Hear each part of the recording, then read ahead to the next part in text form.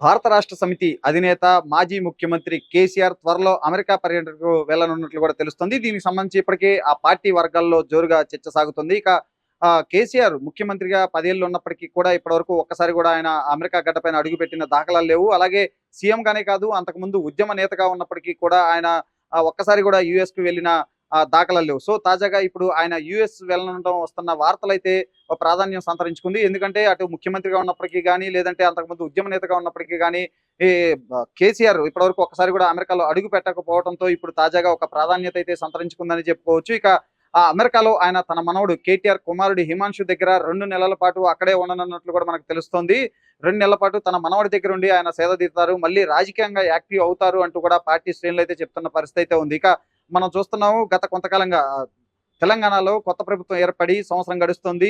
ఈ సంవత్సర కాలంలో కూడా కేసీఆర్ పెద్దగా బయటకు వచ్చిన దాఖలాలు లేవు. కేసీఆర్ మొదటి నుంచి కూడా అంటే అసెంబ్లీ ఎన్నికల్లో ఓటమి తర్వాత కేసీఆర్ కేవలం ఫామ్ హౌస్‌కి మాత్రమే పరిమితం అయ్యారు. బయటకు వచ్చిన దాఖలాలు లేవు. అలాగే ప్రజా సమస్యలపైన అటు వరదలొచ్చినప్పటికీ కూడా కేసీఆర్ బయటకు రాలేదు. కనీసం ప్రజా సమస్యలపైన పోరాడిన పరిస్థితి లేదు. ప్రస్తుతం అయితే ఆయన ఫామ్ హౌస్‌కే పరిమితం అయ్యారు. ఫామ్ హౌస్ నుంచే పార్టీని నడిపిస్తున్నారు. ఫామ్ హౌస్ నుంచే నేతలకు దిశానిర్దేశం చేస్తున్నారు అంటూ కూడా అధికార పార్టీ నేతలైతే ఆయన్ను పెద్ద ఎత్తున విమర్శిస్తున్నప్పటికీ కూడా కేసీఆర్ మాత్రం తనదైన స్టైల్‌లోనే ఆయన ముందుకు వెళ్తున్నారు. ఇప్పటివరకు చూసుకున్న మనం అసెంబ్లీ సమావేశాల్లో కూడా అనుసరించాల్సిన వ్యూహాలపైన కూడా పార్టీ నేతల్ని ఆయన ఫామ్ హౌస్‌కు పిలిపించుకొని అక్కడ ఫామ్ హౌస్‌లోనే వారందరికీ కూడా ఒక దిశానిర్దేశం చేసిన పరిస్థితి అయితే మనం చూసాము. ఇక ప్రస్తుతం మనం చూసుకుంటే ఈ కేసీఆర్ ప్రత్యక్షంగా గ్రౌండ్‌లో లేకపోయినప్పటికీ కూడా ఆ బాధ్యతలన్నింటినీ కూడా మాజీ మంత్రులు కేటీఆర్ అలాగే హరీష్ రావు ఎప్పటికప్పుడు ప్రభుత్వం అవలంబిస్తున్న విధానాలను, వ్యతిరేక విధానాలను ఎప్పటికప్పుడు వారంతా ఎండగడుతున్న పరిస్థితి అయితే ఉంది. సో ఇలాంటి తరుణంలో ఇప్పుడు కేసీఆర్ అమెరికాకు వెళ్ళటం అనేది అయితే ఒక ప్రాధాన్యత సంతరించుకుందని చెప్పుకోవచ్చు. ఇక మొదటి నుంచి కూడా చెప్తూ వస్తున్నారు. కేసీఆర్ ఒక దూరదృష్టితో ఉన్నారు. ఆయన కొత్తగా వచ్చిన ప్రభుత్వానికి కొంత సమయం ఇవ్వాలి. ఈ వచ్చిన 6 నెలల్లోనే, 7 నెలల్లోనే అన్ని చేసేయలేరు కాబట్టి కొంత ఆచితూచి వ్యవహరించాలనే ధోరణిలో కేసీఆర్ ఉన్నట్లుగా కూడా కేటీఆర్ అనేక మార్లు, అనేక సందర్భాల్లో చెప్పిన పరిస్థితి అయితే మనం చూసాము. ఎందుకంటే కొత్తగా వచ్చిన ప్రభుత్వానికి కొంత స్థిరపడే సమయం ఇవ్వాలి, కుదురుకునే సమయం ఇవ్వాలి కాబట్టి కేసీఆర్ కొంత ఆచితూచి ధోరణిలో వ్యవహరిస్తున్నారంటూ కూడా కేటీఆర్ చెప్పిన పరిస్థితి అయితే మనం చూసాము. బట్ రాష్ట్రంలో చూస్తే ప్రజా వ్యతిరేక విధానాలు కొనసాగుతున్నాయి.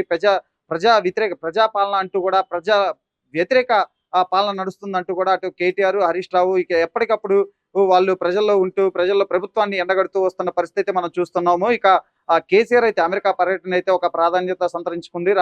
రాజకీయంగా కూడా ఒక ప్రాధాన్యత సంతరించుకుందని చెప్పుకోవచ్చు. ఆయన ఫిబ్రవరి నుంచి ప్రజల్లోకి వస్తారు. కంప్లీట్ గా ఆయన మళ్ళీ ప్రజలతో మమేకమవుతారు. గ్రౌండ్ లెవెల్లో పర్యటిస్తారు. జిల్లాల పర్యటనలు ఉంటాయి. అలాగే భారీ బహిరంగ సభలు కూడా ఉంటాయి అంటూ కూడా పార్టీ నేతలు అయితే చెప్తున్న పరిస్థితి ఉంది. సో ఇలాంటి తరుణంలో ఆయన అమెరికా పర్యటన అనేది ఒక ప్రాధాన్యత సంతరించుకుంది. అమెరికా పర్యటన తర్వాత ఆయన అక్కడ కొంత సేదదీరిన తరువాత ఆయన నూతన ఉత్సాహంతో హైదరాబాద్కు తిరిగి వచ్చిన తర్వాత మళ్ళీ ఈ పార్టీని అలాగే పార్టీ శ్రేణులు కూడా గాడిన పెడతారు. పార్టీని ప్రజల్లోకి తీసుకెళ్లేందుకు పెద్ద ఎత్తున ప్రజా ఉద్యమాలు మళ్ళీ చేపడతారంటూ కూడా పార్టీ నేతలు అయితే చెప్తున్న పరిస్థితి ఉంది. బట్ ఇప్పటివరకు అయితే మనకున్న సమాచారం మేరకు అయితే కేసీఆర్ అమెరికాకు వెళ్ళటం అయితే దాదాపు ఖరారైంది. కానీ అమెరికా షెడ్యూల్ అంటే ఎన్ని రోజులు ఉండబోతున్నారు, ఎప్పుడు వెళ్తారు అనే దానిపైన అయితే ఇప్పటివరకు అయితే ఒక స్పష్టత అయితే రాలేదు. బట్ దీనిపైన త్వరలోనే ఒక ప్రకటన చేసే అవకాశం ఉన్నట్లు కూడా మనకు తెలుస్తోంది.